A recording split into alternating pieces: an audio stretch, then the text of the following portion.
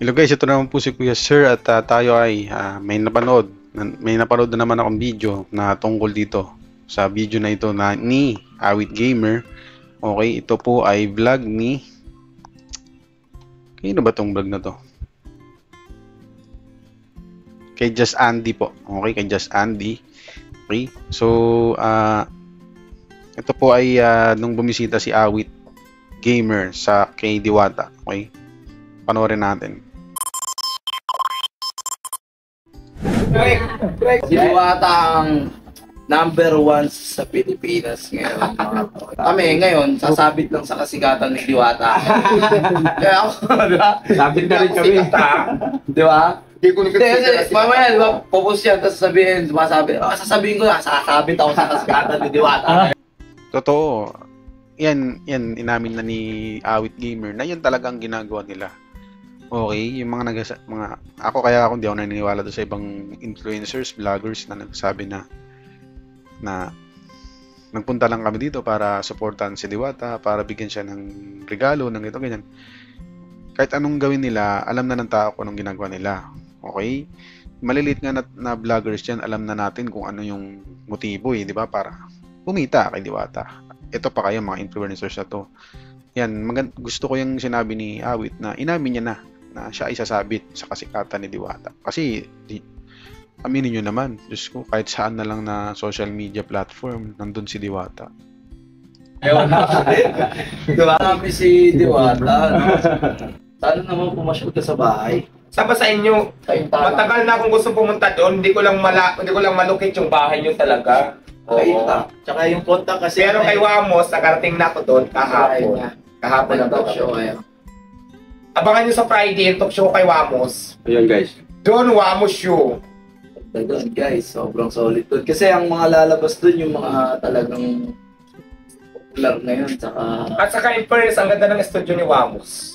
Ang ganda. Pag napunta ka din sa bahay ko, Mas maganda pa sir. hindi naman, sakto lang. Maganda yung kay Wamos. Ano ka din. Eh siyempre, hindi ko makukumpara pag nakapunta na ako sa bahay mo. Sino talaga ang mas maganda o sino kaya ang galante. O nga pala idol, follow up lang kasi di ba nag-usap kayo ni Wamos. Tuloy ba yung pagpunta niya rito, pagbigay ng bigas? Pupunta siya, tuloy siya, pero hindi niya pa nagko-confirm kung kailan ba yun. Basta pupunta siya dito. So yun guys, na-confirm natin, mismo sa kanila na si Wamos ay pupunta rin dito kay Diwata. So sunod-sunod na mga malalaking content creator sino pa kayang susunod? Hindi, anytime ako, nandito na naman ako eh. Sabi thank you kasi naabutan ko siya kasi lagi. Ayan, nakalagay ka doon, Ayun, mayroon kang pangalan dyan, sir. Ayun, talagang hindi siya aalis. Kumbaga parang naabutan ko siya kasi lagi may taping to sa program. Hindi naman kasi 'di ba, marami na naipag-usap ngayon yung may incident. Minsan hindi ko alam, mayroon pa lang lakad. Kaya sa'yo talaga para mas ilagay ko talaga. Special pala tayo ngayon. Nakalagay yan doon, May 13, 2024 Awit Gamer. Ayan, nakasulat yan doon. So, tama yan, i-schedule na yung mga pupunta at saka yung mga imimit niya. Kasi mas maganda yung naka-organized yung mga imimit mong tao. Mahirap kasi yung magko-commit ka sa isang meeting tapos biglang hindi ka naman sisipot, di ba? So dapat talaga naka-schedule. Tapos bukas, sino yan? Rosmar. Dito ulit siya. Hindi, ako naman yung pupunta doon. Bukas. Kailan natin yung videographer ko? Hindi pa sila? Nauna hindi kasi sila sa sports cars idol eh. Maglabas mo, na-upload na. Nauna na naman. Ito yung mali guys Ito yung medyo mali sa mga ganito, mga maliliit na vloggers, Nauuna pa sila mag-upload doon sa mismong influencer at vlogger na pupunta, Kasi magmula pagbaba ng sasakyan, pag habang naglalakad, habang kausap sila, nag-i-intro pa lang, na-i-post na. Okay. So, ito yung nangyari kay Alex Gonzaga dati. Videographer mo yan, hindi pala. Si Diwata ang number 1 sa Pilipinas ngayon. Alam niyo yan kasi, di ba? Kami ngayon, sasabit lang sa kasikatan ni Diwata. Kaya ako, di ba? Sabit na rin kami. Di ba? Hindi ko Hindi, kasi mamaya, di ba? Alas 6 na madaling araw, tulog yun hanggang maghapon. Tayo na Diwata. Baka makita. Baka magselos si Ari. Oo, parang Gising lang, gising lang, mamaya na. Kaya mo na natin matauhan, wala pang isa. Wala pa sa sarili. Hindi yan na to.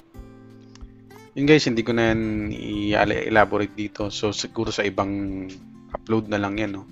So yun nga, sabi dito sa title ay pinakilalang gwapo lalaki. Pero hindi yun yung gusto kong i-emphasize dito sa video na ito. Kasi ang nakita kong